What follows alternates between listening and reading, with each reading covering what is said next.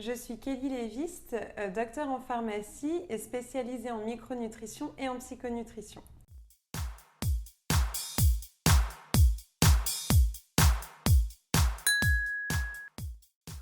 Bienvenue dans Scroll. Comment ne pas céder à la tentation du grignotage?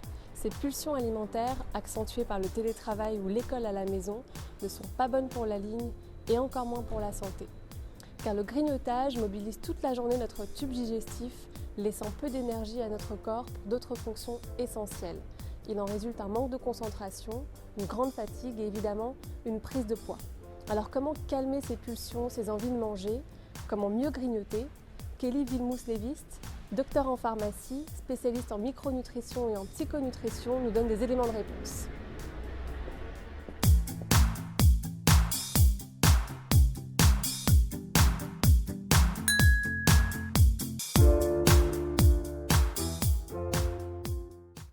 Alors déjà, pour moi, la première cause évidente, c'est qu'il y a une unité de lieu. On se retrouve dans cet endroit qui est notre appartement pour travailler et pour vivre également, et avec toutes les tâches domestiques qu'on a. Donc on va avoir du mal à partager notre temps entre le temps de travail, le temps de repos, le temps de déjeuner, le temps des tâches domestiques. Tout se passe au même endroit et au final, on a vraiment des difficultés à prendre le temps de faire chaque chose. Du coup, on va avoir tendance à faire tout en même temps et entre autres, manger en travaillant. Parce que le grignotage, c'est ça, c'est manger tout le temps, pas forcément par faim. Donc ça, pour moi, l'unité de lieu, c'est une des premières causes. Après, pour beaucoup de gens, c'est une source de stress, c'est nouveau, c'est un mode de fonctionnement qui est différent, dont ils n'ont pas l'habitude. Et une des causes du grignotage, ça peut être le stress. Et la troisième cause qui me vient aussi, c'est ce vide un peu social où quand on a l'habitude d'avoir une ambiance de travail, d'être vraiment mené par l'entrain et le groupe, on travaille différemment, on a un certain confort social avec un échange. Et là, on se retrouve seul chez soi. Pour certaines personnes, ça peut être plus difficile, plus mal vécu. Et on peut avoir des émotions qui vont être douloureuses et dont on va avoir besoin de compenser. Donc par de l'alimentation, l'aliment c'est vraiment la chose la plus facile d'accès. Elle est plus facile d'accès chez nous qu'au bureau aussi. On a le frigo à portée de main. Et enfin, en plus, on n'a pas du tout l'image sociale qu'on doit donner. C'est compliqué au bureau d'aller se lever toutes les 5 minutes pour grignoter, pour aller manger quelque chose. Chez nous, personne ne nous regarde, on fait un peu ce qu'on veut.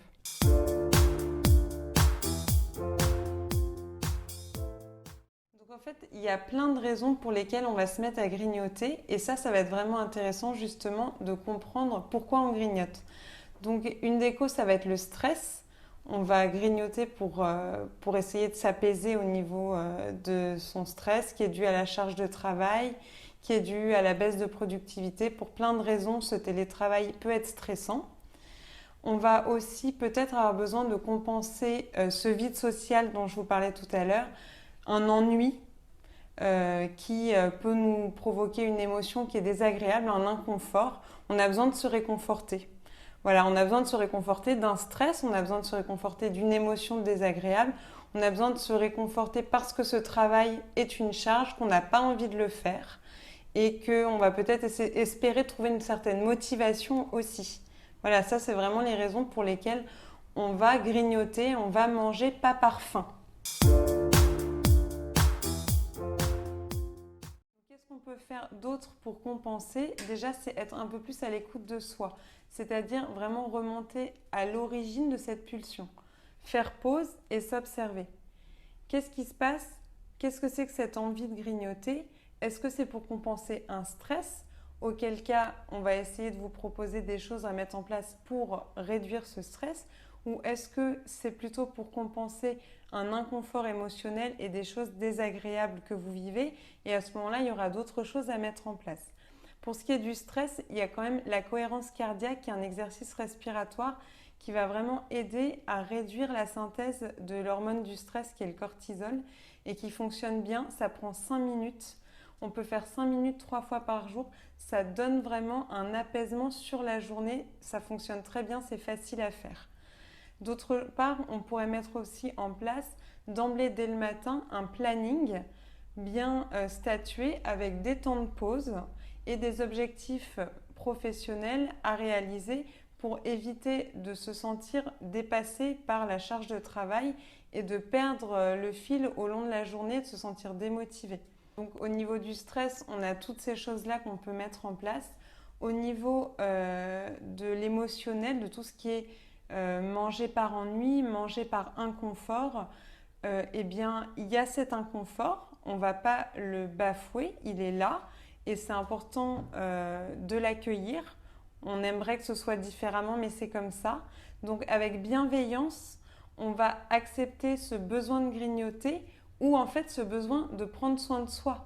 Peut-être que finalement, on a juste besoin de s'accorder un temps de pause. Et ce temps de pause, qu'est-ce qu'on aurait vraiment envie de faire? Est-ce qu'on ne peut pas s'accorder ce temps de pause et faire autre chose? Par exemple, mettre de la musique qu'on aime bien, prendre le temps pour appeler un ami, prendre le temps juste pour s'allonger et bouquiner 2-3 pages, prendre un vrai temps de pause pour prendre soin de soi. Attention, je ne dis pas qu'il faut fuir et qu'il faut faire diversion. C'est pas ça du tout, au contraire, on accueille cet inconfort et on va essayer d'y répondre au mieux.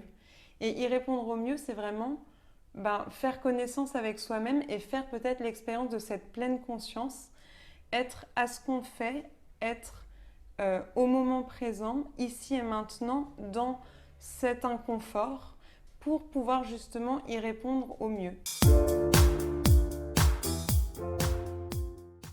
Donc, me réconforter, si c'est en grignotant, c'est ok, mais on va le faire bien. Comment bien, c'est pas seulement quoi manger, c'est aussi comment manger. Alors quoi manger? On va essayer de manger ce qui nous fait envie.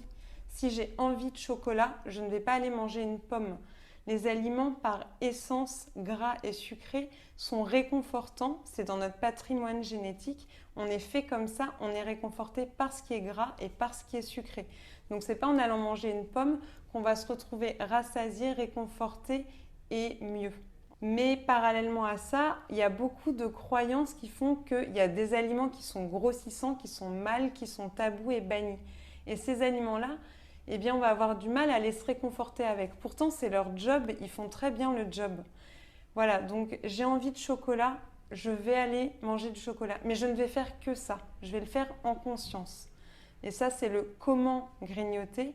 Eh bien, je vais vraiment prendre le temps d'apprécier ce moment. Ce moment, j'en ai besoin, c'est ok, je vais me l'offrir. Et je vais me l'offrir en ne faisant que ça. Donc, en étant vraiment dans mes sens, c'est-à-dire dans le gustatif, dans le sensoriel et en profitant pleinement du moment. On peut même se mettre un morceau de musique pendant qu'on le déguste. Ça va vraiment amplifier le plaisir et là, on se retrouvera vraiment pleinement réconforté. Le grignotage est donc un manque qu'il est possible de compenser en mangeant mieux. Consulter un spécialiste de la psychonutrition peut vous aider à mieux gérer ses envies et même à les contrôler. Merci de nous avoir suivis et à très bientôt sur Skoll, votre média consacré à votre santé.